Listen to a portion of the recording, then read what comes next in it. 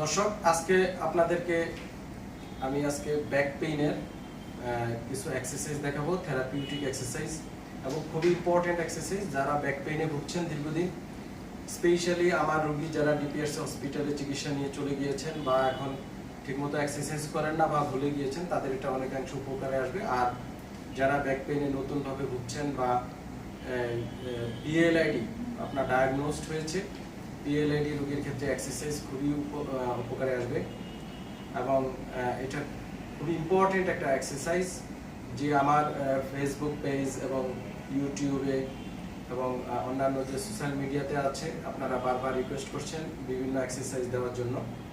তার ধারাবাহিকতা আমি ইতিপূর্বে বিভিন্ন এক্সারসাইজ দিয়েছিলাম। আজকে আমি সবচেয়ে ইম্পর্টেন্ট যে ব্যাক পেইন বা মেরুদণ্ডের ব্যথার কিছু একটা ইম্পর্টেন্ট এক্সারসাইজ দেখাচ্ছি, যেটা আপনাদের অনেকাংশে উপকারে আসবে। ব্যাক পেইন বিভিন্ন কারণে হয়ে থাকে। সাধারণত আমরা বেশিরভাগ যে ব্যাক পেইন পেয়ে থাকি সেটা হচ্ছে mechanical back pain. Mechanical back পেইনের অন্যতম হচ্ছে পিএলআইডি বা প্রোলাপস ইন্টারভার্টেব্রাল ডিস্ক, অনেক সময় সায়াটিকা বাতও বলে থাকে বা অনেকে বাংলাদেশে। তো এই ক্ষেত্রে ব্যাক পেইনের যেটা করতে হবে, শুরুতে এই জাতীয় রোগীদেরকে পজিশন খুব ইম্পর্টেন্ট, যে উপর হয়ে শোয়া, একেবারে উপর হয়ে শুয়ে যেতে হবে, ঠিক যেভাবে আছে। উনি একজন ব্যাক পেইনের রোগী। উপর হয়ে শুয়ে যাওয়ার পর আমরা যেটা হচ্ছে বেসিক এক্সারসাইজ, যেটা সবাই প্রাইমারি ভাবে আমরা ট্রাই করা যায় কিনা, সেটা রোগীর সামনের অংশ এবং পিছনের দু পা একসাথে পিছনে উঠানো। আমি দেখাচ্ছি, আপনারা একটু খেয়াল করুন। আপনি সামনের অংশ এবং পিছনের দু পা একসাথে উঠান, সামনে তাকাবেন। ওকে, আর উঠান, আর উঠান, হাঁটু ভাঙবেন না, হাঁটু সোজা রাখেন, হাঁটু সোজা, আর উঠান, এই ফোর ধরে রাখেন, 1 2 3 4, এভাবে 10 পর্যন্ত কাউন্ট করতে হবে এবং এভাবে ধরে রাখতে হবে। 10 সেকেন্ড শেষ হয়ে গেলে ছেড়ে দিতে হবে, ছেড়ে দেন, রিল্যাক্স। এটা হচ্ছে একবার হলো। এইভাবে শুরুতে প্রাথমিক পর্যায়ে 5 বার 6 বার এভাবে বাড়াতে বাড়াতে আপনার 10 বার 15 20 বার পর্যন্ত করতে পারেন এবং এটা ন্যূনতম রেগুলার 2 টাইমস, সকাল বিকাল অথবা 3 টাইমস যদি 3 বার করা যায় অনেকাংশে উপকৃত হবে। এই এক্সারসাইজটা নিয়মিত যদি আপনারা করেন, অনেকাংশে পিএলআইডি জনিত যে ব্যাক পেইন থাকে এটা চলে যাবে। যারা এই এক্সারসাইজ করতে পারবে না, অনেক সময় ব্যথা হতে পারে, সেক্ষেত্রে আমরা এক্সারসাইজ মডিফিকেশন করে থাকি।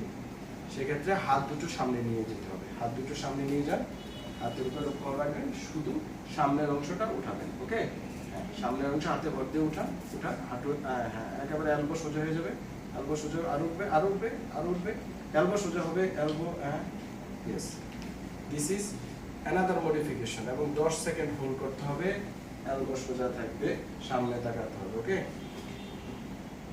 10 সেকেন্ড ধরে আবার ছেড়ে দেন, সম্পূর্ণ ছেড়ে দেন, একেবারে ফ্লোরে লাগিয়ে দেবেন।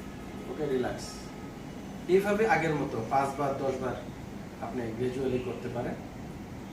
অ্যানাদার মডিফিকেশন, আমি আরেকটা মডিফিকেশন দেখাচ্ছি যেটা আপনি চেঞ্জ করে করতে পারেন। সেটা শুধু এক পা করে পিছনে উঠানো, পিছনে উঠান, উঠান, ইয়েস, হোল্ড, মোটামুটি অ্যাপার্ট, নিয়ার অ্যাবাউট 5 ইঞ্চি উচ্চতায় উঠাতে হবে।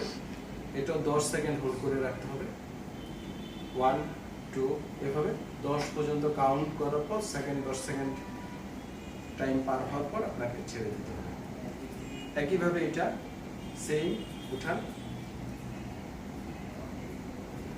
10 সেকেন্ড ধরে রাখার পর আপনাকে ছেড়ে দিতে হবে এবং শুধু দু পা পিছনে উঠাবে, শুধু দু পা ট্রাই করে, ইয়েস, ফোর করে, 1 2 3 4 5, এভাবে 10 পর্যন্ত কাউন্ট করবেন, ছেড়ে দেবেন।